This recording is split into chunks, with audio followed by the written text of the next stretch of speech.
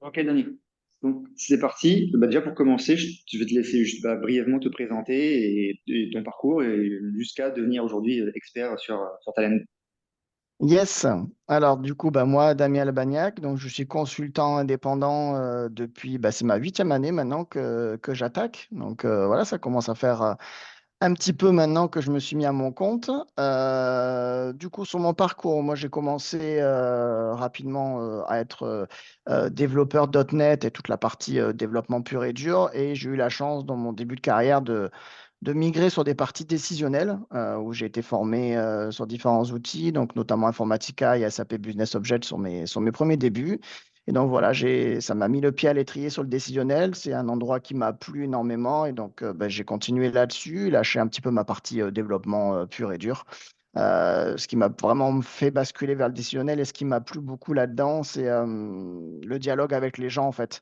Être vraiment proche des directeurs de projet, des PO et même de d'autres personnes. On peut beaucoup dialoguer, là où c'est un peu plus complexe quand on est développeur junior. Donc moi, c'est ce qui m'a plu, cet aspect relationnel, dialogue. Et ce qui m'a énormément plu aussi, c'est le fait d'être obligé de rentrer dans le client et dans son fonctionnel, en fait, de comprendre ce qu'il fait, pourquoi. Et donc, du coup, il y a un enrichissement personnel qui est assez important, je trouve, dans cette partie décisionnelle. Donc, c'est ça qui m'a fait mettre le pied à l'étrier, en tout cas là-dessus. Puis après, ben voilà, évolution des différents outils, du data stage, du talent après. J'ai commencé talent il y a 18 ans maintenant. Donc, à la fin de la version 1, on est à 1.9. Je suis basculé après de suite en 2. Donc, ça fait quelques années maintenant que j'ai utilisé talent avec les différents outils. Dans les précurseurs aussi sur la partie USB de talent avec différents clients à l'époque. Donc voilà, ça m'a permis de monter un peu sur les différents modules. Malgré ça, j'ai fait d'autres outils aussi, hein, pas que du talent non plus, hein, comme je disais, Data Stage, d'autres outils aussi, ODI, etc. Et puis voilà, puis après, au fur et à mesure d'avancer, je me suis surtout orienté sur la partie data, en fait, ce qui me plaisait le plus, le fait que je sois aussi développeur à la base. J'aime bien mettre les mains un petit peu dans le cambouis, comme on dit, donc faire toutes les installations serveurs, faire toute cette architecture qu'il y a autour. Donc, je me suis pas mal orienté côté DevOps, mais sur la data pure et dure. Donc, vraiment mettre en place, voilà, surtout en plus avec le USB, ça emmène beaucoup de choses sur le suivi temps réel qui n'est pas du tout pareil que sur les principes ETL. Et donc, du coup, il y a toute une architecture à mettre en place autour de ça. Et comme j'aime bien la technique, je me suis un peu orienté sur ces parties DevOps, puis vite après, dialoguer maintenant avec les nouveaux noms qu'on donne, Tech Lead, etc., pour justement essayer d'accompagner, de mettre les bonnes pratiques en place, toutes ces choses-là. Et puis voilà, puis ça fait vraiment maintenant, ouais, quasiment depuis que je me suis mis à mon compte, mais un petit peu avant, donc on va dire 9 ans que je me suis vraiment orienté sur la partie data, temps réel, inter-échange, etc., etc. Avec l'arrivée du cloud et tout ce genre d'outils maintenant, du coup, on dialogue de plus en plus par des API, par tous ces différents canaux d'échange maintenant qui sont un peu différents de ce qu'on a pu connaître à l'époque avec les échanges de fichiers, le SFTP, qui est encore présent, mais de moins en moins quand on bascule un petit peu sur le cloud. Et donc, voilà. Et donc, du coup, beaucoup de clients ont du mal à avancer sur ces sujets. Donc, j'essaye de les aider à mettre toutes ces parties en place. Donc, voilà. Donc, du coup, j'ai beaucoup de multi-clients parce que c'est vrai que les tech leads sont des postes où on n'est pas forcément à 100% chez le même client. Il n'y a pas forcément une nécessité. Donc, je suis souvent sur du 2/5, 3/5 chez les clients pour pouvoir accompagner justement sur les différentes parties, apporter l'équipe aussi, les compétences sur les points de blocage qu'ils peuvent avoir, mise en place des SOC, de bonnes pratiques et de tout ce qu'on va mettre autour, quoi. Voilà, dans les grandes lignes, sur ma présentation. Yes, yes, merci beaucoup. Et tiens, une petite anecdote. Et si tu as une anecdote qui te vient là sur le plus grand défi ou l'expérience la plus inattendue qui t'est arrivée là durant tes nombreuses années d'expérience. L'anecdote là que je pourrais raconter, celle la plus récente, on va dire, c'est que je suis arrivé chez un client avec aucune infrastructure, aucun service de gestion d'infrastructure, si ce n'est un petit peu en Croatie, mais encore pour gérer deux, trois petits trucs. Et on m'a dit, tu as 10 jours pour nous mettre un socle de A à Z en place. On est chez Azure, débrouille-toi. Donc, ok, moi, j'avais pas trop mis les mains côté Azure, bon, ni AWS, mais voilà, on connaissait un peu comme tout le monde, hein, en faisant un peu d'innovation, les grandes lignes, savoir comment ça fonctionnait, etc. Mais du coup, c'est vrai que voilà, le fait d'avoir un accès un peu full, parce qu'on m'a dit, tiens, voilà, tu as le compte admin, démerde-toi, tu peux faire ce que tu veux. Et de dire, on part sur quelle techno, on part sur telle chose, qu'est-ce qu'il y a besoin. Donc voilà, quelques rendez-vous un peu commerciaux avec Azure pour se faire accompagner juste au démarrage sur quelles sont les best practices, un petit peu les choses à mettre, et puis on a avancé comme ça au fur et à mesure. Et une anecdote quand même bien réussie, concrétisée aujourd'hui, puisqu'il y a plus de 3000 flux qui tournent quotidiennement sur une infrastructure full Kubernetes. Donc voilà, ils comptent complètement côté Azure full avec des bases de données Azure, Postgre, SQL Server. Ils avaient déjà du Azure SQL Server, donc on a continué sur le techno, mais sur les nouveaux, on bascule un peu plus sur Postgres qui va nous permettre un peu plus de souplesse sur certaines choses. Donc un peu moins cher aussi en termes de coûts et d'infrastructure. Donc voilà, une petite anecdote, enfin bon, vraiment une dernière petite anecdote assez sympathique qu'on a pu avoir, qui était un petit peu comme ça, de dire tiens, allez, on y va, Paris Foufou, on connaît rien, mais on va mettre les mains dedans et on va avancer. Et dans les grandes lignes, c'est quoi l'architecture au final que tu as pu mettre en place en 10 jours? Qu'est-ce qu'il y a eu à la fin? Du coup, on n'a même pas mis 10 jours, on a mis 5 jours. Ouais. Donc, bon, pour la V0, hein, bien sûr, après, on a amélioré un petit peu les concepts et surtout toute la partie CI/CD. Mais ce qu'on a mis, c'est toute la partie SOT, le talent. Alors, ils utilisent l'outil en plus ETL Tool, qui est un de nos partenaires maintenant que tu connais bien aussi. Et donc, du coup, on a mis toute cette partie, tout l'outil installé full de A à Z sur Kubernetes. On a mis tout le socle, tous les accès share. Plus, on a mis aussi un API manager qui s'appelle Gravity, qui existe en version communautaire. C'est ce qu'on a pris. Il n'a pas voulu utiliser, mon client, l'API manager qu'Azure a nativement. Parce que pas mal de questions étaient posées, comme ils ont plusieurs filiales, dont certaines qui étaient chez AWS. Ils ne savaient pas trop si demain ils voulaient basculer chez AWS, rester sur Azure. Et donc, ce qu'ils voulaient à tout prix, c'est pas utiliser des produits de la suite Azure, mais être complètement indépendant et dire voilà, on est sur Kubernetes. Et si demain je vais chez un autre FAI, un autre hébergeur, n'importe quoi, bah, je peux basculer comme j'ai envie et pas besoin de dire oui, mais là, tu utilises l'API manager d'Azure, donc il va falloir que tu utilises l'API manager de Amazon, qui n'est pas la même, donc tout reconfigurer. Donc voilà. Donc du coup, puis il connaissait déjà beaucoup Gravity par son expérience passée. Donc voilà, donc du coup, on a installé tout Gravity. Donc il y a pas mal de modules d'installation, de déploiement, etc. Toute la partie ETL Tool, plus toute la partie socle, HTTPS, etc. rajoutée dessus, avec une gateway au-dessus, qui fait gestion en fait de proxy, d'accès, etc. Un bastion pour pouvoir accéder à tout ça aussi. Donc un serveur dédié qui lui est ouvert sur l'externe alors que tout le reste est en privé. Donc voilà, donc il y a eu pas mal quand même de services à mettre en œuvre qu'on ne connaissait pas. Pas évident quand tu connais rien. Je dis pas que. En fait, j'ai pas fait 10 jours. J'ai fait effectivement 5 jours, mais ça dépend ce qu'on appelle 5 jours de travail, quoi. Parce que on a fait plutôt du 7 heures du matin, même 7h30, jusqu'à 20h, 21h, quoi. D'accord. Donc c'était des deux Voilà, jours donc de en un jour, pas très loin. très grosses journées avec vraiment quasiment pas de pause pour déjeuner ou enfin on se faisait livrer un petit truc rapidos pour manger sous le coude. Donc ouais, 5 jours vraiment énorme, mais voilà, assez une fois qu'on a compris, pas forcément complexe. Parce qu'après un peu plus de temps sur la suite, c'est la mise en place de l'automatisation, donc de CI/CD, ils sont sur Bitbucket de leur côté, donc du coup on s'est intégré avec ça pour pouvoir maintenant déployer. Aujourd'hui, ils déploient de manière automatique. Ils ont un fichier où ils changent la version à l'intérieur. Ils appuient sur un bouton, ça recrée les images, ça redéploie tout seul avec du versionning. Voilà. Donc, il y avait pas mal de petites technologies à appréhender. Alors, Kubernetes, je connaissais bien, donc j'avais déjà mis les mains dedans, etc. Jamais sur Azure, plus en mode client comme ça, installé directement on-premise. Donc, c'était ça qui était un petit peu complexe de voir dans Azure. Et ce que j'ai découvert surtout, c'est la partie Helm, donc un outil qui permet, un peu comme des Docker Compose quand on fait du Docker, etc., qui va permettre de créer des services de manière assez simple. Donc, en fait, c'est une architecture que tu vas mettre en œuvre. Et après, tu as juste quelques petites commandes à faire. Et lui, il va automatiquement mettre à jour ce qui a besoin d'être mis à jour. Voilà. Dans ton scripting, tu vas lui dire, tiens, j'ai voilà, ETL Tool, par exemple, a besoin d'installer un back, un front, un agent ou deux agents, trois agents en fonction de ce que tu veux déployer. Et toi, quand tu vas faire juste une modif à un emplacement, il va dire, tiens, bah, par rapport à ton scripting, je vois que tu m'as fait upgrader l'agent, donc je ne vais mettre à jour que les agents. Et en fait, j'ai juste fait une commande, tu lances juste une commande Helm update et ça se débrouille tout seul. En fonction de la fichier de configuration que tu vas faire, et voilà, et derrière, en fait, tu configures des modules, quoi, module agent, module machin, tu vas mettre comment ça déploie ci, ça, et juste quand tu fais une modif d'un côté, ça va automatiquement tout déployer de l'autre. Voilà, donc c'est vraiment un peu comme Ansible, je ne sais pas si tu connais. C'est des outils qui permettent de faciliter en fait les déploiements, quoi. Ok, ok, super. Bah, merci beaucoup. Voilà. Donc ça, c'était assez Et sympathique, quoi. Donc petit challenge, quoi. ouais, ça va, clair. Beau projet, beau challenge. C'était une belle semaine. Ouais. Maintenant, Si on dézoome un peu là, et on regarde sur les dernières années, selon toi, c'est quoi les principales évolutions qu'il y a eu dans le domaine de l'intégration de données?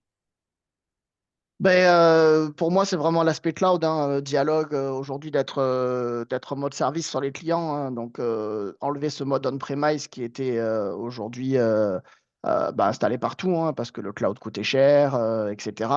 Aujourd'hui, on voit vraiment que les clients veulent aller de plus en plus sur des modes de service. Et puis, de toute façon, on voit aussi que les différents produits maintenant sont disponibles de plus en plus qu'en mode cloud, hein. Voilà, hein. Même les éditeurs, hein, on voit Talend qui sont en train d'enlever leur version de premise. Dans pas longtemps, on sera obligé d'avoir que des versions cloud. Et plein d'autres outils, hein. Tu prends Salesforce, n'existe pas en premise, donc les CRM Salesforce sont forcément sur du cloud, etc., etc. Donc c'est vrai que beaucoup de clients à l'époque avaient fait un peu machine arrière, hein. Il y a quelques années, il y a une quinzaine d'années, quand on avait les machines un petit peu partout, on allait sur le cloud, puis après ils se sont aperçus que ça coûtait cher, le trafic, le dialogue. Beaucoup de clients ont fait un peu machine arrière. Et puis aujourd'hui, on arrive sur des nouvelles choses, des offres un peu plus aussi packagées, poussées. Donc les clients repartent là-dessus. Et c'est vrai que du coup, le problème qu'on a, c'est qu'on a très rarement, enfin même pour dire quasiment jamais, accès aux bases de données de ces outils-là.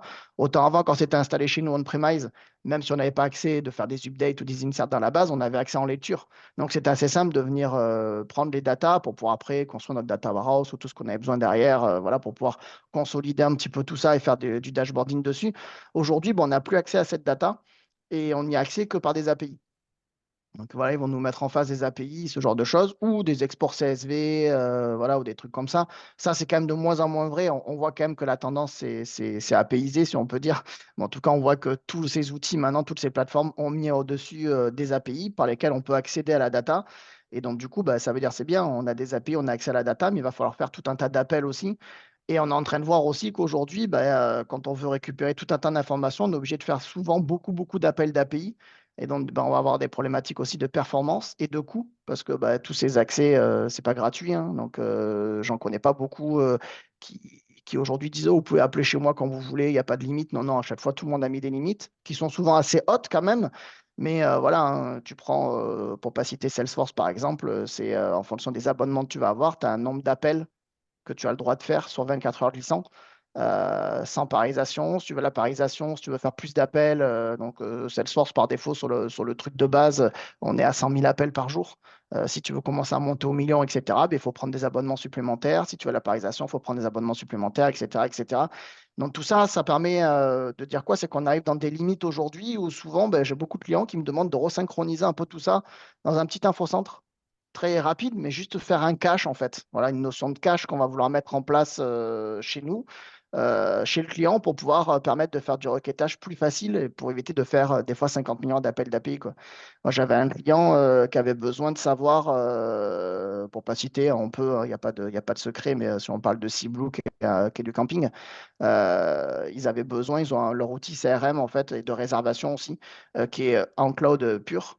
Et en fait, pour aller préparer tout un tas de choses le week-end, ils ont besoin de faire une quinzaine d'appels d'API juste pour récupérer le client, pour récupérer enfin la réservation, pardon, et de cette réservation, aller chercher le nom de la personne. Une fois qu'ils ont le nom de la personne, il faut faire un autre appel d'API pour récupérer toutes les personnes qui sont contribuées dans le mobilhome. Et tout ça, ils en ont besoin pour calculer la taxe de séjour et en fait préparer ce qu'ils appellent un peu easy checking. C'est-à-dire que quand tu arrives au camping, tu as déjà une enveloppe qui t'attend et tout est prêt. Il faut donc vérifier que ta plaque d'immatriculation, elle a bien été renseignée, que toutes les personnes ont bien été renseignées, que ça a déjà été payé, que machin. Donc. Et en fait, tout ça, on se retrouvait à faire 15 appels d'API pour une personne, enfin, pour une réservation. Sauf que quand tu as 30 campings et que tu as à peu près entre 800 et 2000 personnes qui arrivent le samedi, tu imagines le nombre d'API qu'il faut faire, le nombre d'appels. Et en fait, bien sûr, les personnes, elles arrivaient à cliquer sur un bouton pour avoir la préparation d'easy checking à faire. En fait, ça mettait trop de temps, quoi. Ça marchait pas, ça mettait du temps, on se paluchait des timeouts dans tous les sens. Donc voilà, donc du coup, on est bien obligé de pallier ces parties-là et à part mettre un cache un peu intermédiaire entre les deux. Le cache, c'est quoi? C'est que on va faire des appels d'API à fréquence très régulière, toutes les 5 minutes, pour récupérer les deltas et avoir ces deltas synchronisés dans une base de cache. Donc, on met ça dans Oui, de d'accord. l'élastique, on peut mettre ça dans des bases de données SGBD, etc., reconstruire un petit peu le modèle, ce genre de choses. Ah, d'accord. Voilà. Une sorte de, ouais, d'accord, une sorte de synchro. Enfin, c'est une base répliquée, une sorte de base répliquée finalement. Exactement, c'est une sorte de base répliquée, mais en mode vraiment BDD pour pouvoir après faire des requêtes et des jointures et aller rapidement chercher la data plutôt que de faire 15 appels d'API parce que bah, tu n'as pas le choix de faire 15 appels d'API. Parce que tu as l'un qui donne la résa, l'autre qui va te donner le détail de la résa pour les personnes, l'autre qui va te donner le détail de toutes les personnes, etc., etc. Et tu peux pas tout faire en un seul appel, quoi. Donc voilà. Et d'ailleurs, pas mal le font, Salesforce, je sais, j'avais un client qui l'avait. Salesforce, tu peux payer une réplication de base de données. Bon, pareil, hein, c'est pas gratuit, hein. Et ils peuvent synchroniser toutes les heures, par exemple, sur une base de données Oracle, SQL Server que tu as directement chez toi ou sur du cloud après derrière, pour te permettre justement de pouvoir faire du requêtage ou tout genre de choses. Donc moi, je vois depuis ces dernières années, c'est sur ça que je me suis énormément orienté parce que bah, les clients ont besoin de savoir comment je vais faire dialoguer mes différentes applications sur lesquelles en fait j'ai pas la main à part des appels d'API pour lesquels je vais pouvoir faire des mises à jour externes, etc. Parce que voilà, on sait tous qu'il n'y a pas qu'un seul outil qui génère la totalité de notre société, qu'on a plusieurs outils pour le CRM, pour le RP, pour tout un tas d'autres choses derrière. Et donc, du coup, il faut bien synchroniser ces outils ensemble. Et quand c'est des outils maintenant qui ne nous appartiennent plus, qui sont hébergés en mode SaaS, ben, comment je fais ces synchros entre mes différents outils, quoi. Quelles sont les bonnes pratiques, quelles sont les mises en œuvre possibles que je peux faire, du cache entre les deux intermédiaires, pas de cache, directement du dialogue d'application à application, la gestion de sécurité, de la data, etc., hein, voilà, surtout qu'aujourd'hui, avec les RGPD, tout ce genre de choses, on a quand même de plus en plus de règles aussi à mettre en œuvre.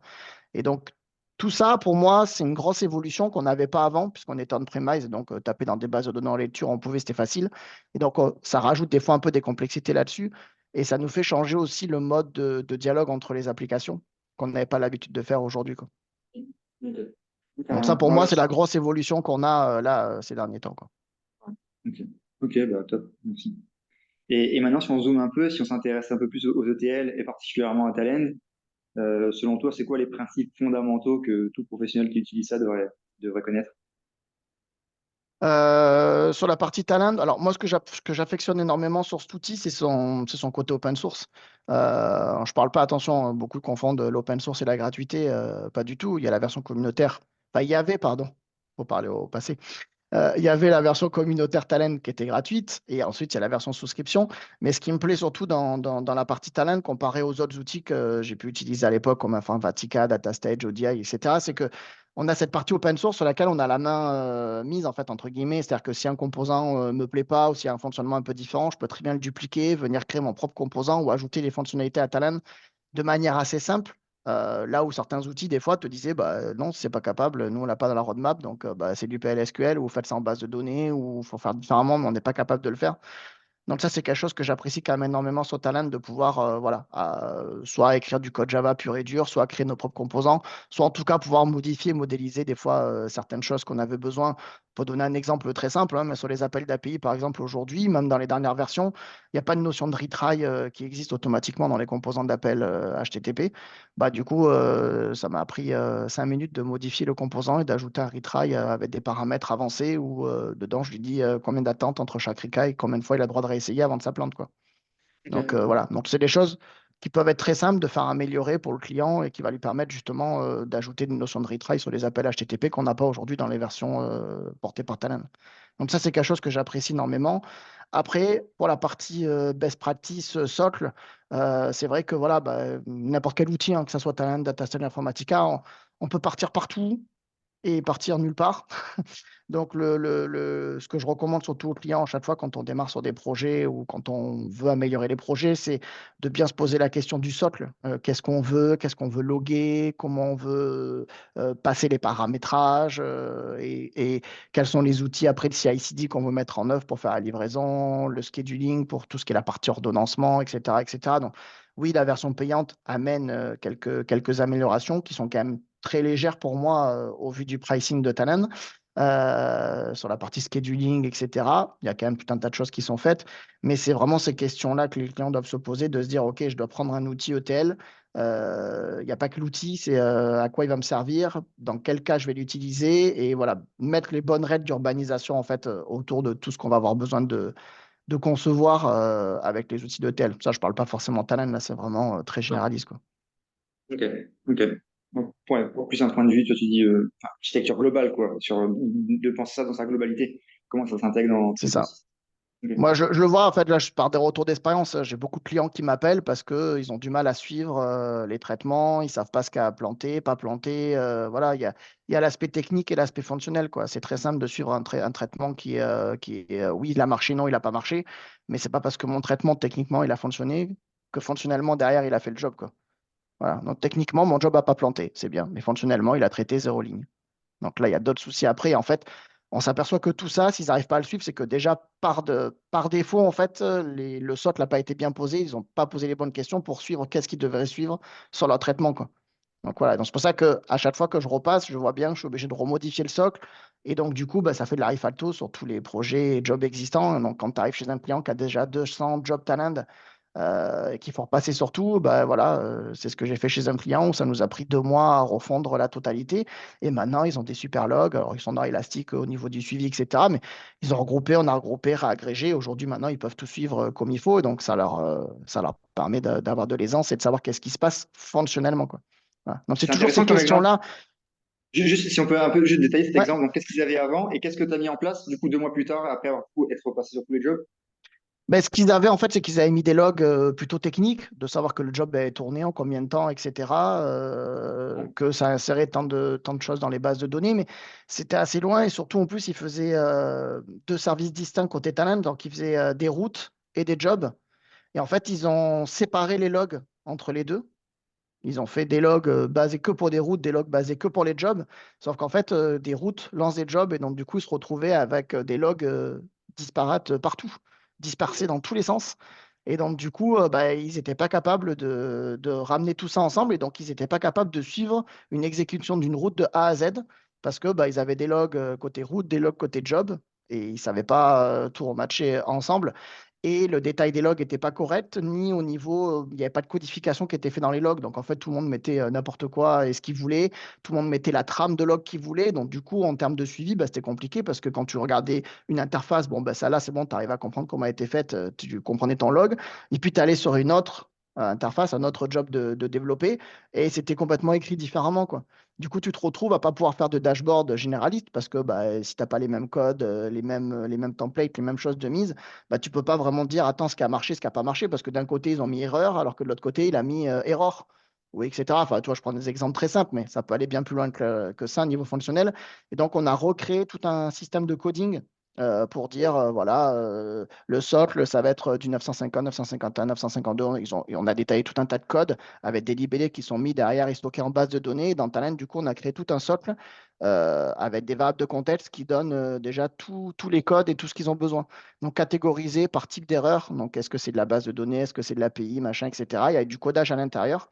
Et donc, du coup, au moins, ça leur permet de plus poser la question quel code je dois mettre et quel libellé je dois mettre, parce qu'en fait, ils ont déjà des variables de contexte qui leur amènent tout ça et qui sont setés depuis des bases de données. Et le socle, en fait, apporte tout ça. On a même été très loin parce qu'il y a du multilangue aussi dessus. Donc, suivant les interfaces qui sont mises, ça va chercher dans les tables derrière automatiquement le bon nom, le bon langage, etc., pour pouvoir être capable de sortir des logs aussi après dans différentes langues et traduits différemment. Et donc aujourd'hui, ça leur permet d'avoir un dashboard vraiment généraliste dans lequel ils ont tout qui descendent avec bah, une vision vraiment globale. On a rajouté aussi des ID de corrélation, donc ça leur permet de savoir vraiment quel est le traitement qui a été lancé. Et même si, comme on travaille par demi-flux, les ID de Ah, il dit quoi? corrélation, en fait, c'est ton ID qui va te permettre d'avoir un identifiant unique de ton traitement. Sauf que ton traitement, aujourd'hui, on ne travaille plus vraiment de point à point. On va travailler plutôt sur des formats de demi-interface. Sauf que du coup, ton traitement A, il va passer par plusieurs endroits pour aller jusqu'à tes cibles, ta ou tes cibles en tout cas. Et donc, du coup, cet ID de corrélation, il va servir à chaque fois que tu vas avancer. Chaque traitement va avoir son propre identifiant. Il va venir le rajouter à l'identifiant de base. Et le gros avantage, c'est qu'après, dans tes dashboards, tu peux chercher ton identifiant de démarrage et tu vas le retrouver jusqu'à ta cible. Ah, d'accord. Ah ouais, Parce que non, tu vas avoir ton premier oui, ouais. flux, voilà, tu vas avoir, tu vois, ton suivi. Et donc, du coup, quand tu changes ton information finale, tu vois, par exemple, tu as eu un problème sur ton dernier appel qui va aller te mettre à jour le RP et que ça arrive depuis le CRM, depuis le départ, bah, tu peux récupérer cet identifiant-là, le taper dans ton moteur de recherche et du coup, tu vas voir partout où ta data, d'où est-ce qu'elle arrive en fait. Et donc, du coup, tu vas plus être que sur un seul flux, mais tu vas être sur les peut-être 2 ou 3 flux qui sont passés. Parce que tu peux très bien avoir le flux source. qui a récupéré la data, le flux de redressement de données ou de qualité, jusqu'au flux après d'appel vers ta cible finale. Donc, tu vois, tu peux avoir souvent deux, trois étapes, quoi. Et là, du coup, moi, ça te permet de remonter dans toutes les étapes. Et grâce à ça, comme on a les logs et on stocke même aussi la source, l'appel source, le XML source qu'ils ont, machin, etc., tu es capable de voir où est-ce que ton erreur, d'où est-ce qu'elle arrive, quoi. Et de dire, bah, tiens, c'est au niveau de la transco, par exemple, ou de la data quality qui a eu une erreur. Ils ont mal redressé le code ou le code ne s'est pas redressé, donc c'est pour ça que du coup, en sortie, j'ai une erreur. Ou, ah ben, c'est carrément dans la source, tu m'as envoyé le code 12, en fait, il n'existe pas. Donc forcément, quand j'appelle moi derrière ma cible, ça dit que ça marche pas parce que c'est planté, parce que c'est planté, quoi. Tu Ok. piges? Ah, Voilà, donc c'est je ça en vois. fait, c'est toute cette notion de socle qu'on a ajouté au fur et à mesure, plus après tous les renommages, toutes les variables de contexte généralisées, parce que bah, tout le monde des fois mettait des variables de contexte n'importe comment. Le passage des paramètres aussi, on a mis toute une CI/CD en place pour que plus personne les gens livrent de A à Z. Là, ils n'avaient pas d'outils comme Hotel Tool, ils utilisaient la version payante de Talend, et donc ils étaient en base de données au niveau de leur log, mais tout le monde appelait les variables n'importe comment, et donc tu te retrouvais à avoir des variables en double, quoi. Donc Ouais. voilà, genre te connecter à l'API Salesforce. Ben, il y en a un qui avait appelé la variable de contexte API Salesforce, l'autre qui avait appelé Salesforce API, donc, tu vois, pas dans le même sens. Donc du coup, tu te retrouves avec plein de variables qui ont la même utilité, mais qui ne sont pas appelées pareil. Donc le jour où tu as ton URL qui change, bah, faut que tu checkes partout où est-ce que tu dois changer, etc. Voilà. Donc tout ça, on l'a fait en 2 mois. Bon, après, on n'était pas tout seul, hein. Moi, j'ai mis vraiment 3 semaines à définir le socle, c'est-à-dire de faire l'audit de ce qu'il y avait, quelles sont les bonnes pratiques à mettre en œuvre, par quoi on va commencer, mettre après la priorité. Et après, on était 6 à travailler sur la refonte du projet. Donc, on a vraiment passé un mois à faire une refacto sur tous les jobs et à repeaufiner un petit peu au fur et à mesure de la refacto les règles d'urbanisation qu'on avait mis en œuvre, quoi. Ok. Donc, euh, Et du coup, et au niveau des outils, donc ça donnait quoi? Tu as parlé d'Elastic tout à l'heure. Il y avait Donc, quoi au d'autre? niveau des outils, ils ont le monitoring sur Elasticsearch, directement cloud, hein, pris sur Elastic Cloud. Donc voilà, c'est pas eux qui l'ont installé on-premise, machin et tout, c'est vraiment un service qu'ils ont pris directement dessus. Base de données SQL Server Azure, compte de storage Azure. Ils ont aussi du on-premise, donc ils font les deux. Ils ont du on-premise, ils ont certaines choses qu'ils ne veulent pas ouvrir et qui ne veulent pas sortir en termes de règles, etc., sur certains flux, et d'autres qui sont directement dans le cloud. Et après, qu'est-ce qu'il y a d'autre comme technologie? Après, ils utilisent directement la version payante de Talend et tout est ordonnancé, schedulé dans la TMC. Et donc, ils ont une partie, enfin, ils utilisent l'Enterprise Services, donc ils ont la partie ESB et la partie ETL sur lesquelles ils utilisent. Donc, ils font des flux, bah, aussi bien des jobs que des routes, donc de la médiation pour plutôt du temps réel sur certaines choses qu'ils ont besoin de mettre en œuvre. Voilà, et broker de messages ActiveMQ entre les deux pour la synchronisation des événements qui vont se faire et pour pouvoir gérer justement l'asynchronisme entre les différents services. Ça marche. Ok, Voilà. Et et je après, pense. bon, je passe tous les outils métiers qu'ils ont entre les deux. Voilà. Yes. Ouais. Et ça fait peut-être la transition, tu parles qu'ils ont Talend ou data intégration USB et vers la démo que tu avais imaginée pour nous aujourd'hui. Je te laisse Ouais. présenter le sujet et je te laisse la main. Ben, comme on disait, jusqu'à maintenant, les transitions, tu vois, avancent au fur et à mesure. Mais moi, de ce que je vois, et comme je le disais, c'est qu'aujourd'hui, on a de plus en plus d'applications sur le cloud, etc. Et donc, pouvoir faire des transitions, des dialogues entre ces différents applicatifs, comment on peut mettre, quelles sont les best pratiques, en tout cas, pour pouvoir faire dialoguer ces applications les unes avec les autres. Et c'est vrai que à l'époque, on avait tendance de faire des jobs qui allaient travailler d'un point A vers un point B. Et donc, du coup, bah, si tu rajoutes un point C, bah, tu refais un dialogue de A vers B, de A vers C, peut-être de B vers C, etc., etc. Et du coup, on se retrouve avec un gros maillage de data. Et donc, je vais peut-être partager mon écran directement pour étoffer cette partie avec des petites démos. Ça sera certainement plus simple. On voit Est-ce que bien. tu... Ouais, c'est bon, Je tu vois, vois. je vois ton studio. Ah, dis-moi tout. Voilà. Donc, ce que je parlais ici, c'était qu'à l'époque, on faisait un petit peu tout ce qu'on appelle ce plat de spaghetti, moi, que j'ai tendance d'appeler, mais on essayait de faire dialoguer tous les flux les uns avec les autres. Et donc, du coup, à chaque fois, on développait un job pour aller d'un point A vers un point B, et puis un autre job pour aller de A vers C, etc., etc. Et donc, on se retrouve avec bah, des flux qui vont partout. Et donc, dès qu'on ajoute un nouveau système, bah, il faut recréer tous ces flux-là, tout remettre d'un côté de l'autre. Et donc, bah, ça devient un petit peu complexe à gérer.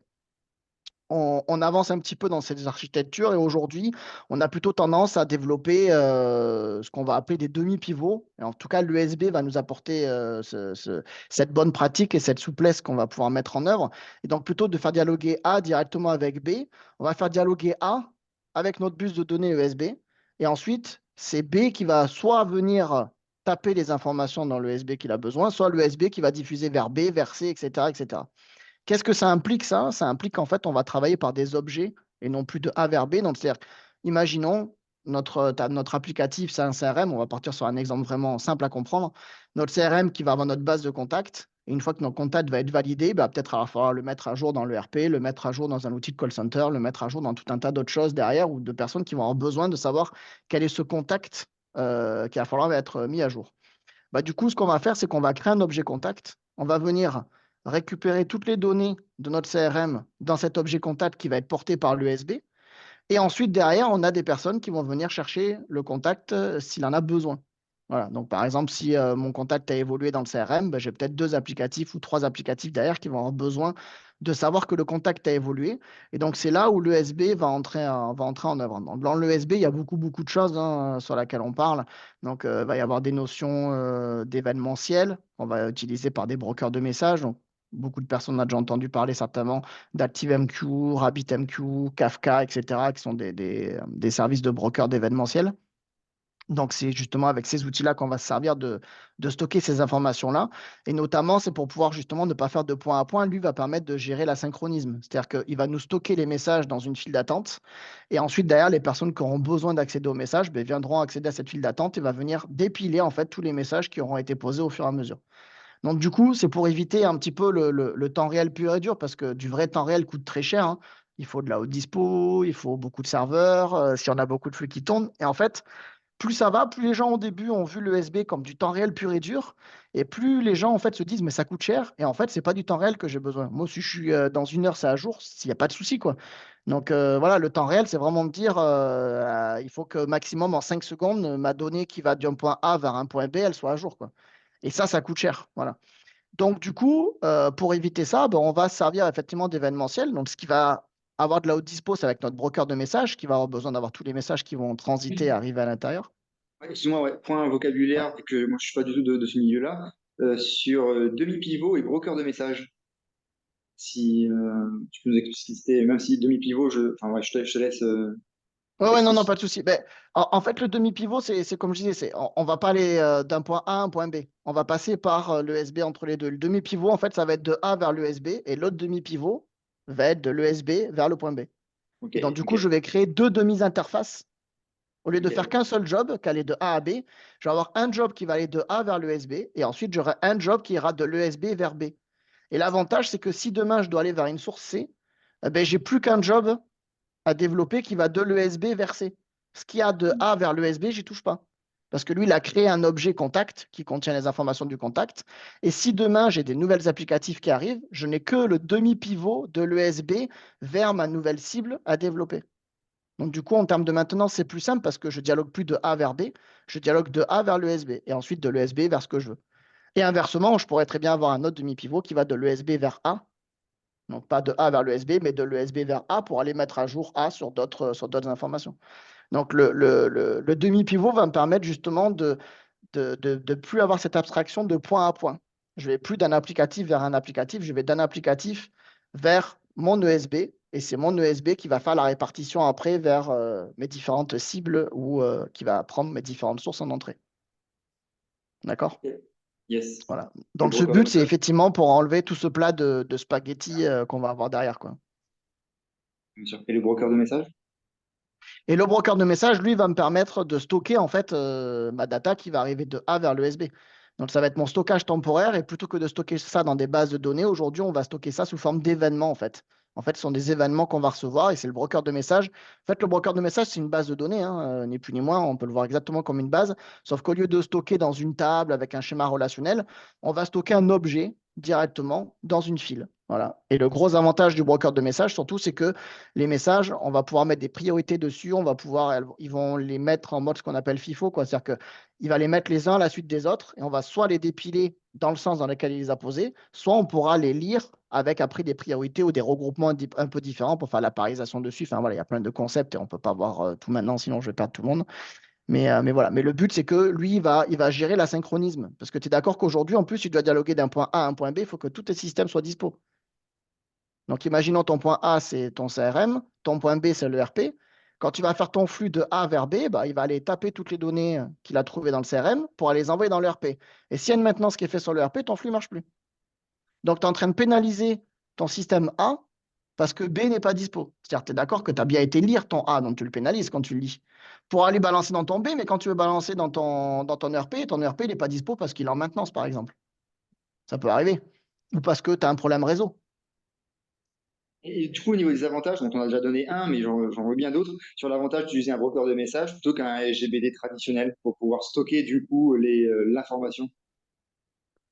Alors, des avantages, il y en a plein sur les brokers de messages, mais le fait qu'on les reçoive dans l'ordre, le fait que la gestion d'acquittement est automatiquement portée par le broker de messages, c'est-à-dire que tu peux te garantir de la pérennité de ton message, alors que sur une base de données, toutes ces notions d'acquittement, tu les as pas d'embarquer de manière native. C'est-à-dire que oui, tu vas avoir ton commit, ton rollback quand tu vas faire tes bases de données, mais là, tu as vraiment une notion forte qui est basée sur ton enveloppe, ton message qui va passer à l'intérieur. Et si jamais tu n'es pas arrivé à traiter ton message, il va aller mettre après, tu peux avoir des mécanismes après de mise en place dans une autre file qui va gérer toutes ces notions d'erreur. Donc tout ça est embarqué automatiquement en fait au niveau du broker.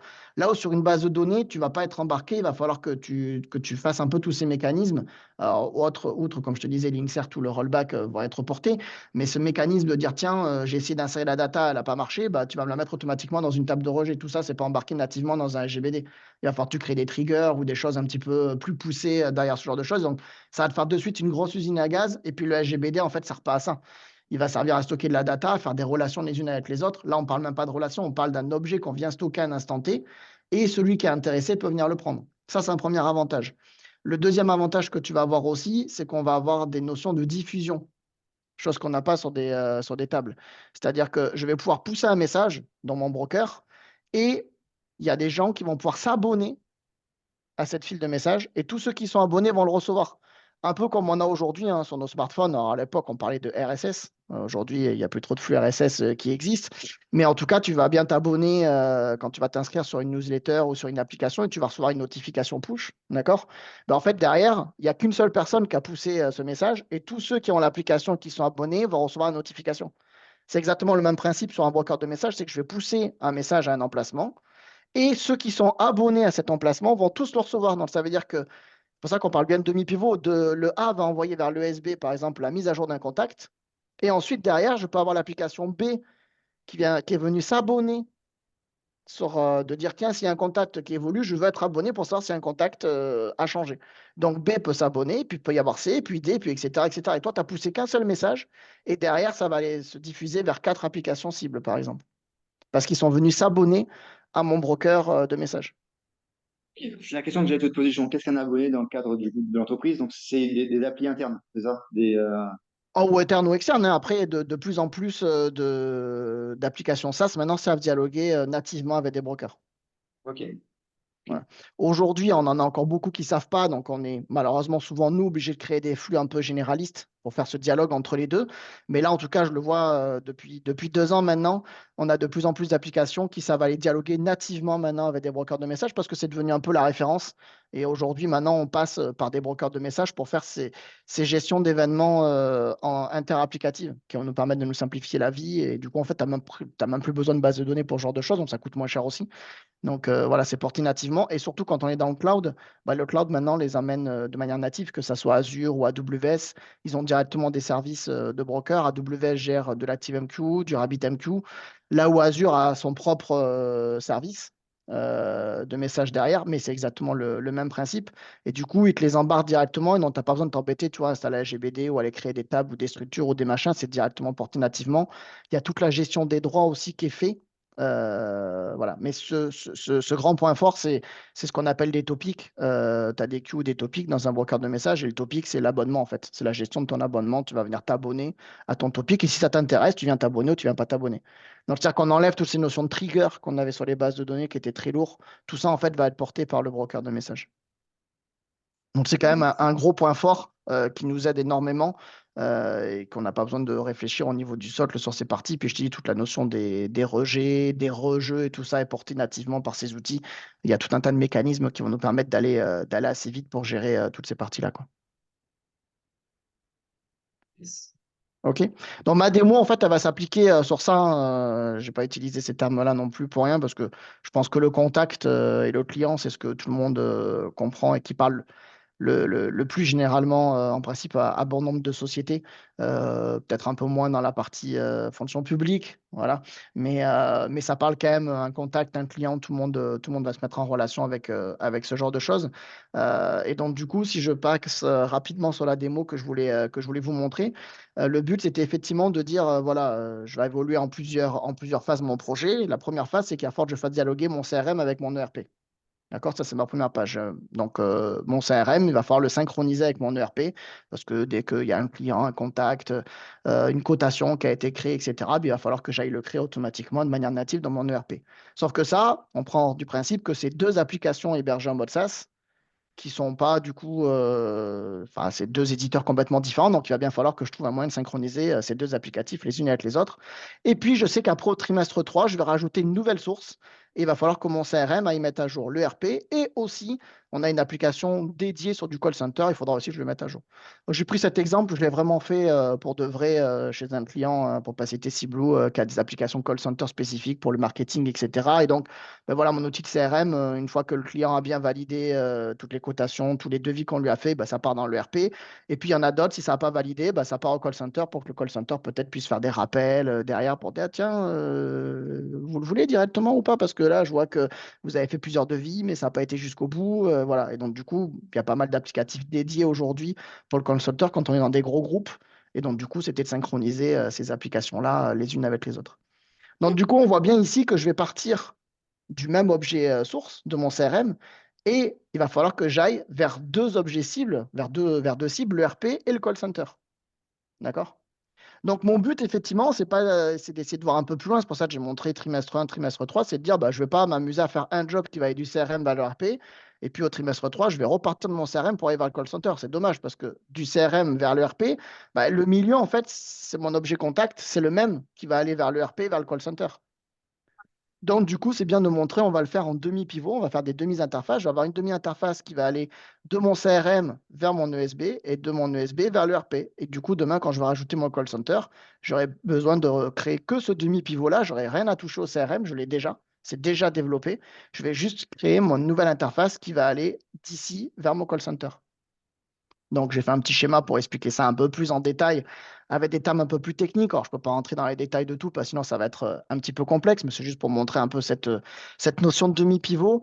Donc, j'ai mon CRM qui va aller vers un traitement qui va aller dans mon broker de messages. Donc, comme je disais, souvent, les outils source ou cible ne savent pas peut-être dialoguer directement avec mon broker de messages. Donc, il va falloir que moi, je leur donne le moyen de dialoguer avec mon broker de messages. Ça devient de moins en moins vrai parce que, comme je te disais, moi, j'ai de plus en plus de clients, là, pour pas citer CWF, etc., où l'outil qu'ils ont là de CRM maintenant dialogue directement nativement avec notre broker de messages. Alors, soit ils savent dialoguer directement avec des technologies bien spécifiques, soit ils savent faire aussi maintenant, beaucoup ont entendu parler de webhook. Je pense qu'en utilisant ce mot, je ne vais pas perdre beaucoup de personnes. Un webhook, c'est quoi? C'est que l'application source est capable de se déclencher sur une action et d'aller appeler un appel d'API. Voilà. Il sait, je sais pas moi, tu as modifié un objet dans Salesforce, bah, tu peux lui dire appelle telle URL en lui passant l'objet que tu as modifié et ça va automatiquement appeler une API, lui passer les modifications qui ont eu lieu. D'accord? Donc ça, c'est capable d'être fait. Donc c'est pour ça, du coup, ce que j'ai fait dans mon exemple de démo, mais c'est ce que j'ai déjà fait chez certains clients, hein, c'est que j'ai créé ma propre API. Donc avec Talend ESB, j'ai créé une petite interface rapide, une API que je vais pouvoir appeler et lui passer des informations qui, elles, du coup, vont dialoguer directement avec le broker. Voilà. J'ai rajouté ce dialogue que le CRM n'est pas capable de faire, je l'ai rajouté, mais ça, en fait, ça va être généraliste, tout le monde pourra l'utiliser. Voilà. Si mon objet contact, j'ai d'autres applications sources autres que le CRM qui peuvent contenir un contact, eh bien, ils pourront très bien utiliser aussi cette API ou ça pourrait être utilisé par plein d'autres choses. En fait, j'ai mis un service en place pour être capable d'envoyer un objet contact dans mon broker de messages. Et ensuite de là, je vais pouvoir créer un job, une route, tout dépend si on veut faire du temps réel, si on veut faire un job qui va être peut-être schedulé toutes les 5, 10 minutes, toutes les heures, non, du fil de l'eau, mais pas forcément en temps réel pur et dur, hein, voilà, si c'est toutes les heures, eh ben c'est, voilà, je vais venir récupérer tous les messages. C'est-à-dire que si mon CRM il a fait 10 modifications dans l'heure, elles vont toutes être stockées les unes à la suite des autres dans mon broker, et quand mon job va tourner, il va venir chercher tout ce qui est en attente pour aller les traiter et les balancer dans l'ERP. Tu dis un job ou un ESB, c'est ce que tu as dit, je crois. Un Euh, job ou une route. J'ai dit un USB, pardon. un Je job ou voulais une dire route, une route. d'accord. Ouais. Un Ouais, job ou l'ESB, une c'est tout route, le concept, c'est toute la notion qu'il y a, broker, ouais. API, etc. Les routes, ça va être juste plus pour gérer justement du temps réel. Donc ma route, en fait, elle va tourner H24 et elle va être en écoute en permanence. Et dès qu'un message va arriver, elle va le prendre le message, elle va aller le traiter et lancer le traitement derrière immédiatement. Donc la route va être sur une notion de temps réel, là où le job va être sur une notion de batch. Ok, donc c'est ça le critère numéro un pour Ouais, déterminer lequel des deux c'est ça. valeur. Et Ok. l'ESB, en fait, embarque la notion de création d'API, la notion de gestion des brokers événementiels et la notion de médiation route, en fait, qu'on a derrière. J'essaie d'employer plusieurs termes parce que suivant les langages que les gens ont l'habitude d'avoir ou les différents outils qu'ils ont pu faire, on va parler de médiation, le terme généraliste, et Talend d'appeler ça des routes. Voilà. Ça marche. OK? Et au trimestre 3, bah, du coup, il va falloir que je rajoute ma nouvelle cible, le call center. Et en gros, la seule chose que j'aurais besoin de développer, c'est ce nouveau processus, donc soit job, soit route, hein, comme on disait tout à l'heure, temps réel ou pas temps réel. Mais tout le début du CRM qui va aller mettre le contact, j'en ai pas besoin. C'est déjà fait. D'accord? Donc la notion de demi-pivot, en fait, elle est ici. Mon premier demi-pivot, il est du CRM vers le broker. Donc c'est ce flux-là. Mon deuxième demi-pivot, ça va être de mon broker vers le RP. Et je vais avoir un autre demi-pivot de call center enfin, de mon broker vers mon call center. Et ça, du coup, si j'ai plusieurs sources, eh ben, je pourrais en mettre comme ça autant que je veux. Ok. OK? Ça va, c'est clair? Ok. Donc, du coup, côté talent, bah, j'ai développé plusieurs jobs, hein. Je vais essayer de garder en lien cette partie-là. Donc, j'ai déployé cette API ici pour être capable d'envoyer un objet vers le broker. D'accord? Donc, c'est cette API que j'ai fait ici. API to MQ Contact. Donc, c'est là être mon objet contact dans mon broker de messages. Comme ça active MQ, c'est pour ça que je l'ai appelé MQ. Voilà, donc bah, je ne vais pas redétailler tout le job parce que là, on rentre vraiment dans le fonctionnel pur de Talend. C'est pour montrer juste très rapidement et sinon, on va y passer beaucoup de temps. Moi, ça ne me gêne pas, hein. Mais voilà, ici, j'ai créé une API qui va prendre un verbe post en entrée, donc pour pouvoir pousser mon message. Et ensuite, de là, ben, je vais traiter, balancer dans mon broker de messages, répondre ben, OK quand tout s'est bien passé, la gestion des incidents, si je ne suis pas arrivé à dialoguer avec mon broker pour diverses raisons variées, je vais répondre du chaos. Et puis ici, il y a toute la gestion des mauvais appels. Si j'ai pas mis la bonne URL, les bons paramètres, etc., ben, ça va partir dans une erreur de réponse. D'accord? Voilà, donc ça, c'est mon API. Elle pourrait être généraliste pour tout le monde hein, demain. Et donc, tout le monde pourrait utiliser cette API pour aller pousser dans mon broker de messages. OK? Je pourrais rajouter des vérifications. Si là, on est par exemple sur l'objet contact, je pourrais mettre une validation XSD ou il y a des validations JSON aussi qui existent pour vérifier la structure de mon objet. Est-ce qu'il est bien formaté? Est-ce qu'ils m'ont bien donné les bonnes informations? Enfin, voilà, c'est des choses qu'on fait beaucoup chez les clients pour valider. C'est vrai qu'on utilise de plus en plus d'API en mode REST et il n'y a pas de contrat de service sur ces API-là. Donc, du coup, on a toujours cette notion de validation de data, hein, qualité de données. Si je la valide, c'est que ma donnée est qualifiée. Donc, est-ce que ça marche, est-ce que ça marche pas? Voilà. Donc, tout ça, c'est des notions, des concepts qu'on utilise et qu'on ajoute beaucoup chez les clients aujourd'hui pour valider la structure de ma data qui rentre, quoi. OK? Donc, ça, c'est mon premier job. Et ensuite, après, je vais avoir mes différentes interfaces ici qui vont aller dialoguer directement avec mes applications cibles. Alors, ce que j'ai simulé, parce que j'ai pas d'application ni source ni cible, hein, donc, ce que j'ai simulé, c'est que j'ai créé la plupart du temps, comme je vous disais, dans les exemples que je montrais, c'était dialoguer par API avec mes applications. Et donc, je suis parti du principe que mon ERP et mon call center ont une API. Voilà. Et donc, du coup, bah, j'ai des appels. Alors, ils vous donnent les specs, les documentations, en tout cas pour pouvoir dialoguer avec leurs API, hein. Souvent, vous avez un Swagger, vous avez toute une documentation, soit en ligne, soit PDF ou etc., pour vous expliquer comment dialoguer, comment fonctionne l'API du système dans lequel vous allez vous mettre en œuvre. Donc moi, du coup, j'ai simulé ces API-là parce que je suis en mode démo. Je peux pas m'amuser à aller dans un ERP ou un call center d'un de mes clients. Là, ça va pas être forcément simple.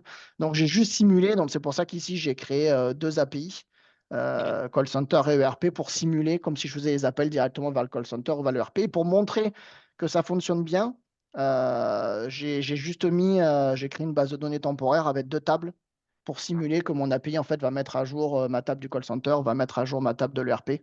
Donc, c'est pour simuler que quand je fais une modif, eh ben, je la voyais bien arriver dans la table. C'est-à-dire que là, bah, en face de ça, théoriquement, vous aurez une application web et quand vous faites rafraîchir, vous voyez que le client est apparu ou que le client a été mis à jour s'il y a une mise à jour qui est passée derrière. Voilà. Donc moi, j'ai carrément pour la démo créé deux petites API très rapides, hein, voilà, dans lesquelles je récupère l'information et dans lesquelles je vais mettre à jour enfin, soit insérer, soit mettre à jour dans la base de données source. Et ça, en fait, on imagine que ça va. Après, ça, c'est pas nous qui le faisons. Normalement, c'est le service que vous payez de RP qui est nativement fait derrière et qui se fait tout seul, quoi. OK. Bon, il a juste fallu que je l'ai créé pour pouvoir faire une petite démo et que ça puisse fonctionner derrière. OK. Donc, ce que je vais faire, c'est que je vais lancer toutes ces API parce que j'en aurai besoin pour mon cadre de démo. Donc là, je vais les exécuter. Là, elles sont locales sur mon poste. Après, la version Talend ESB embarque tout un moteur. Comparé à un peu les jobs, on a plutôt l'habitude de pouvoir les lancer quand on veut. Il suffit d'avoir une machine Java d'installer.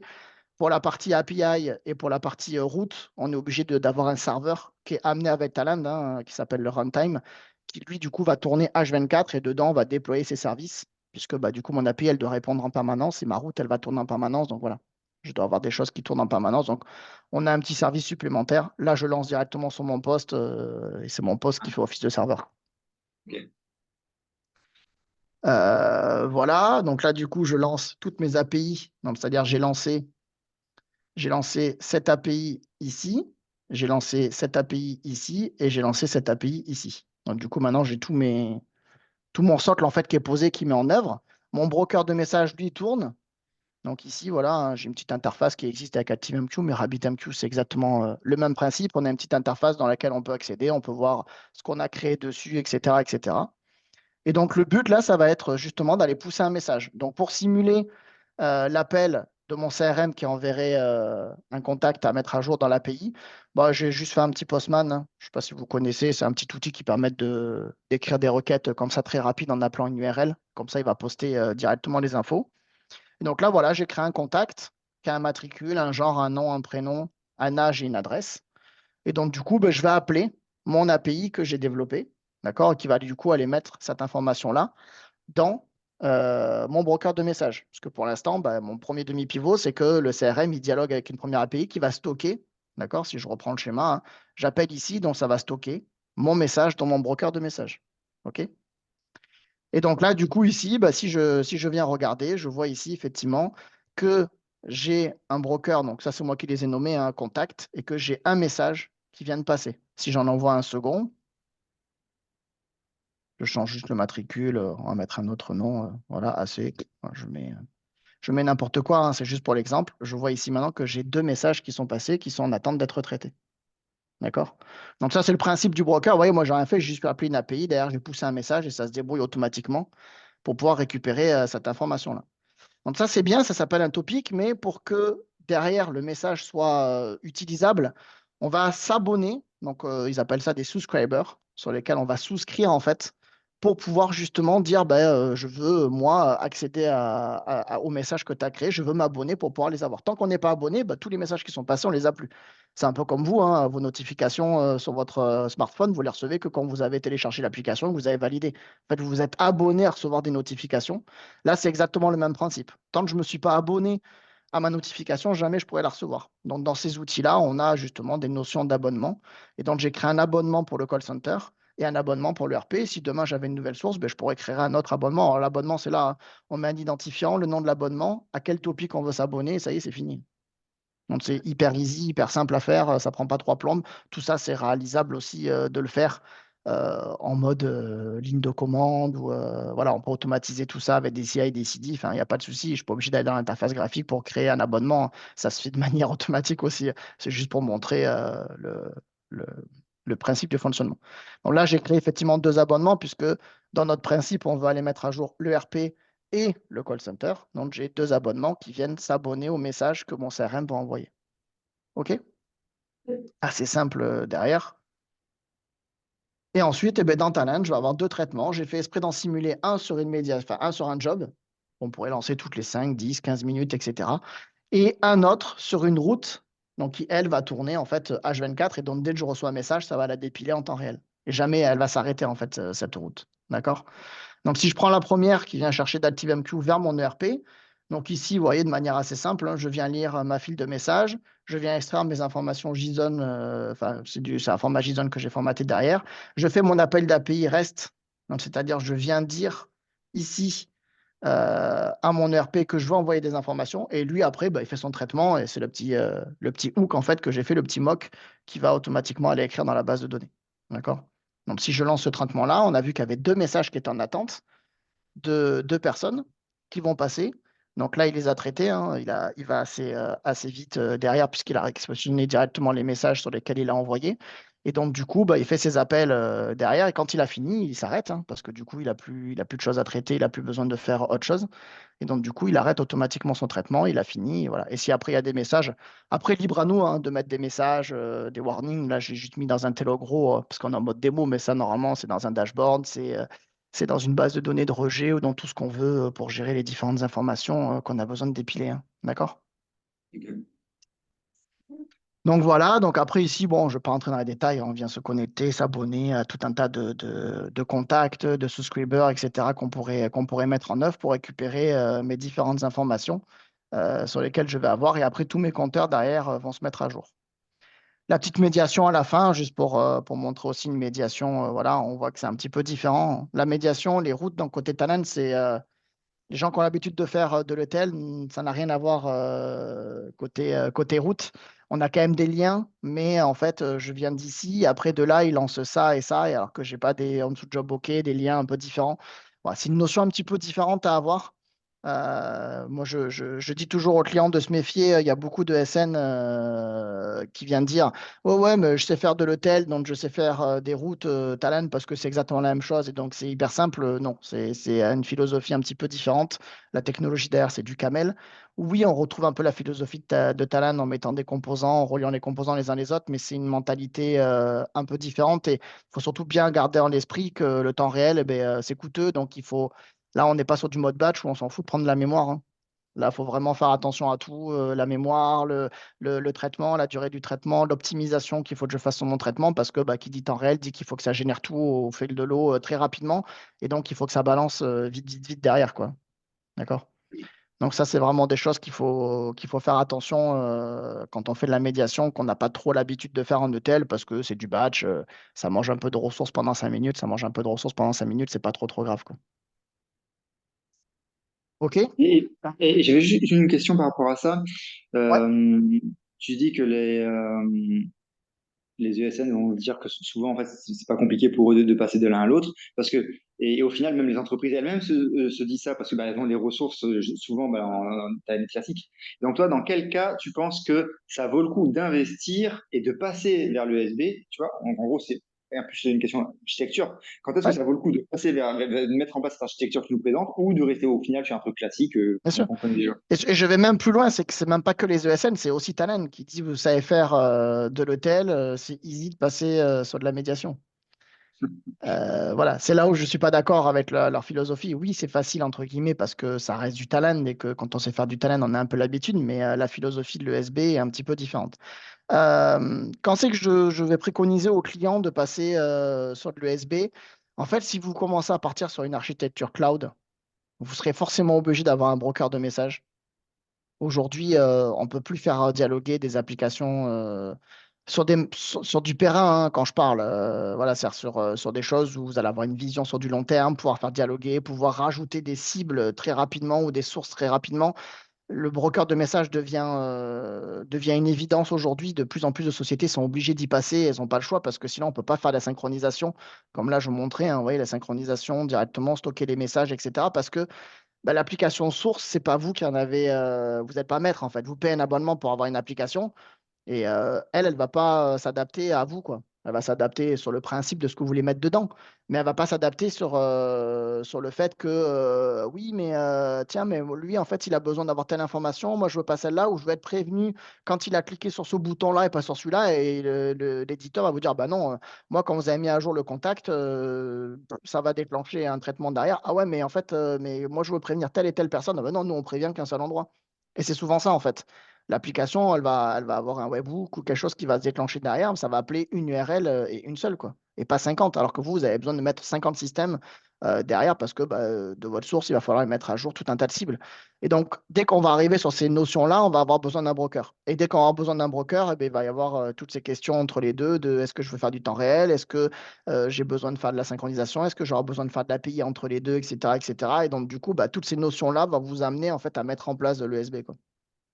Alors, ouais, moi, voilà, le gros apprentissage que je fais là, grâce à toi là, c'est que l'USB n'est pas que temps réel et l'USB est aussi un intérêt en asynchrone et avec cette problématique dont tu parles de cloud. Tu vois, ça, c'est Ouais. un Le SB, en vachement. fait, c'est une méthodologie, hein. Le SB, c'est une méthodologie. C'est pas un outil, en fait. Voilà. Ouais. L'outil, c'est de la route. Ça, c'est l'outil que je vais utiliser. C'est du broker. Le SB est une notion, une concept qu'on va mettre en œuvre, en fait. Et de dire, ben voilà, je vais tout passer par un emplacement. Donc, je sais pas si tu veux pas faire du broker, tu peux très bien mettre une base de données entre les deux, hein. On prend Cdiscount. Quand j'en ai été chez Cdiscount il y a 15 ans, les brokers de messages n'existaient pas forcément et on faisait de l'événementiel dans une table. En fait, on faisait de l'ESB sans utiliser USB. des outils un peu plus esprits pour l'ESB, quoi, voilà, qui sont démocratisés aujourd'hui maintenant comme les brokers de messages. Mais c'est exactement ces notions-là qu'on utilisait. Donc l'ESB va être un concept, une philosophie de dire je vais tout passer par un bus de données. Et après ce bus, qu'est-ce que je vais utiliser comme technologie à l'intérieur? Est-ce que j'utilise une base de données pour stocker mes événements? Est-ce que j'utilise un broker de messages pour stocker mes événements? Est-ce que je vais faire des API de type REST, de type SOAP?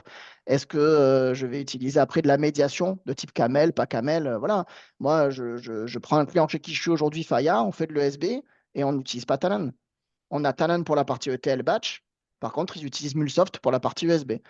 Voilà. Ils ont pour la partie API, pour la partie médiation, ils n'utilisent pas du tout Talend, alors que Talend existe pour faire des API. Je viens de vous montrer des routes, on sait le faire. Ils utilisent Mulsoft, en sachant que Mulsoft, c'est la même technologie, c'est du Camel derrière, c'est les mêmes types de serveurs, etc. Mais ils ont pris le parti pris de dire on ne veut pas mettre tous les œufs dans le même panier, donc on a pris l'ETL Talend pour faire de l'ETL et on a pris du Mulsoft pour faire la partie médiation derrière. Voilà. Et aujourd'hui, le broker de messages qu'ils utilisent, eux, c'est RabbitMQ et pas ActiveMQ. Voilà. Alors ça, il y a plein. Là, faudrait faire un webinaire hein, sur les brokers de messages avec grand plaisir. On pourrait expliquer avantages, inconvénients entre ActiveMQ, RabbitMQ, comment marche un broker de messages. J'ai plein de PowerPoint avec des animations qui expliquent les topics, les queues, les machins, etc. Donc, mais là, je ne veux pas dériver parce que sinon, on va y passer 3 milliards d'années. Sonne-toi, petite idée pour un prochain webinaire sur les brokers de messages. Au prochain, ça marche. Mais voilà, mais l'ESB, du coup, va être un concept que vous allez mettre en œuvre. Et voilà, et pour moi, l'ESB aujourd'hui, de plus en plus, va devenir indispensable pardon, dans une société du fait voilà, des hébergements SaaS entre les applicatifs. De toute façon, on va dialoguer que par API. Maintenant, on n'a plus de choix. Ils ne nous ouvrent pas les bases de données quand on est en mode SaaS et quand on est en mode service et qu'on est abonné à quelque chose. Vous avez que des API maintenant partout. C'est la norme, quoi. Et donc, voilà, synchroniser ces API entre elles, on fait comment? Alors, voilà, il y a peut-être qu'on va utiliser des EAI pour faire ce genre de choses, qui fait juste des appels. C'est un orchestrateur d'appels HTTP. Voilà. Sûr, je le fais très simple. Ouais, Euh, donc, voilà. Donc, beaucoup ont utilisé ce genre d'outils à l'époque et maintenant, c'est plutôt l'ESB avec ces brokers de messages qui vont prendre le pas aujourd'hui, quoi. Donc, je pense que c'est un métier aujourd'hui qui va devenir indispensable et des concepts à mettre en œuvre maintenant chez n'importe quel client qui vont partir un petit peu en mode cloud, quoi. Ça va devenir indispensable. Il n'y a pas d'autre choix de synchroniser comme ça. On ok, le voit en tout ok. cas. Moi, c'est la tendance que je vois depuis que je me suis mis à mon compte. Je me suis lancé là-dedans parce que j'y croyais et l'avenir me fait bien dire que je me suis pas trompé, quoi. Donc je suis content déjà. Mais aujourd'hui, depuis 8 ans que je suis à mon compte, je ne travaille que sur des architectures comme ça et il n'y a pas une semaine où je refuse pas une offre ou un appel sur ces technos parce que bah, il n'y en a pas beaucoup. Ça court pas les rues. Beaucoup de personnes ne savent pas faire l'USB ou connaissent les concepts vraiment poussé de ce que c'est qu'un USB, comment ça se met en œuvre. Donc voilà, donc c'est vrai qu'aujourd'hui, le cloud nous pousse à aller vers ça, mais il n'y a pas beaucoup de gens qui sont formés là-dessus, quoi. Donc c'est compliqué d'arriver à aider les clients à apporter là-dessus. Alors, moi, ça me fait un peu peur parce que j'entends beaucoup de discours clients aussi qui disent oui, mais du coup, soit on n'arrive pas à trouver les ressources, donc partir sur le cloud, c'est dangereux, on préfère garder du on-premise, etc. Donc voilà, tout se défend, hein, mais de toute façon, bientôt, on a des outils maintenant qui ne font plus que du cloud. Le on-premise, ils ne l'ont plus, quoi. Donc on n'aura pas le choix qu'on nous oblige en fait à aller là-dedans, quoi, de plus en plus. Bon, c'est un mal pour un bien hein, pour moi, parce que c'est quand même plus sécurisé sur du cloud quand on voit toutes ces architectures qui mettent en œuvre eux de leur côté. Et quand on voit nous on-premise, on n'a pas autant de proxy ou de serveurs de vérification que ce qui ont les services derrière, etc. Mais voilà. Ok, bah, merci ouais, pour la réponse et pour cette présentation. Bah de rien, ouais, petite démo rapide, mais c'est vrai que bon, c'est jamais tous ces concepts sont jamais évidents à expliquer. J'espère que ça pourra répondre à certaines questions que des personnes se posent. Et puis après, bon, on est là de toute façon pour aider tout le monde. Et puis on va faire d'autres webinaires sur d'autres parties peut-être un peu plus détaillées pour expliquer notamment ces brokers, ces machins, etc. Parce qu'il y a beaucoup de concepts derrière le SB, quoi. Carrément. Carrément. Et si du coup une personne ou un client veut te contacter, veut travailler avec toi, comment ça se passe? Comment tu Bah, ils contactes? peuvent directement. J'ai un site web alors qui est assez rustique, on va dire aujourd'hui, mais c'est vrai que comme je fais pas beaucoup de pubs, mais j'ai un site web sur adecid.fr, adecid.fr. Dessus, il y a un formulaire de contact où il y a mes coordonnées, etc., sur lesquelles les gens peuvent me contacter. C'est peut-être le plus simple aujourd'hui pour prendre contact avec moi directement. Après, je travaille beaucoup avec des sociétés de portage derrière, comme le Hibou, etc., aujourd'hui, qui amènent vraiment beaucoup les indépendants et les consultants qui nous trouvent des missions aussi hein, très facilement. Donc ça, c'est un bon point fort aussi pour nous, toutes ces sociétés qui sont créées là depuis quelques années. Donc, euh, donc voilà. Ça marche. Je noterai ça en description. Super. Bah, merci beaucoup, Damien, pour ta générosité. Comme ça, c'est vraiment, je trouve qu'il te caractérise beaucoup ta générosité quand tu calcules, tu comptes pas, tu partages tout ce que tu sais. Donc, ça, j'apprécie beaucoup ça. Ben, merci beaucoup. Moi, j'adore aussi expliquer et partager toutes ces informations avec les personnes. Je me dis qu'au moins, si je peux laisser une petite pierre, apporter de ma pierre à l'édifice, pardon, pour tout le monde, bah, je suis content. Si j'ai pu répondre à certaines questions, même si je pense qu'il y a beaucoup de questions qui doivent se poser après cette présentation aussi, sur les concepts de SB et beaucoup de gens qui veulent aller plus loin, bah, tant mieux si je leur ai donné envie d'aller plus loin. Voilà, n'hésitez pas à nous contacter. Et puis, de toute façon, nous, Xavier, on fera d'autres webinaires sur le sujet avec très grand plaisir, notamment peut-être sur les brokers. On pourrait effectivement expliquer cet aspect de broker, ces concepts et ces notions, vraiment que sur ça. Il y a matière à faire un webinaire que sur les brokers. Et puis voilà, au fur et à mesure des questions, de toute façon, je sais que tu commences à avoir une communauté de plus en plus active aussi. Tu fais pas mal de sondages. On n'hésite pas à faire des sondages sur ce genre de choses. Et puis s'il y a des sujets sur lesquels on peut répondre, ce sera avec plaisir que je viendrai faire le speaker. Tu peux compter sur moi. Ok. Merci beaucoup, Damien, encore une fois. Un dernier merci, un grand merci et à très vite alors. À très vite. Merci à tout le monde de nous avoir suivis. À bientôt.